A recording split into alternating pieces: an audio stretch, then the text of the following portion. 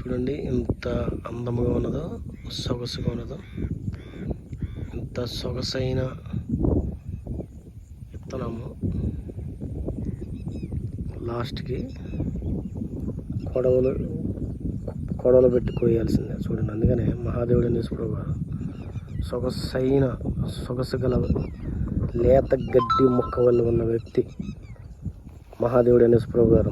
లేత గడ్డి వలె ఉన్న యేసుప్రభు గారు లాస్ట్కి ఆయన రూపము ఎలాగైంది, వికారమైనది. చూడండి, పొలములో ఈ విత్తనము వేస్తేనే పంట పండుతుంది.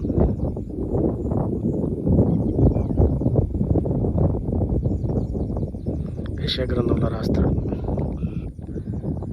లేత గడ్డి వల్ల ఉన్న అతను వికారంగా, తన రూపము వికారంగా మారిపోయినది సిలువ యాగంలో.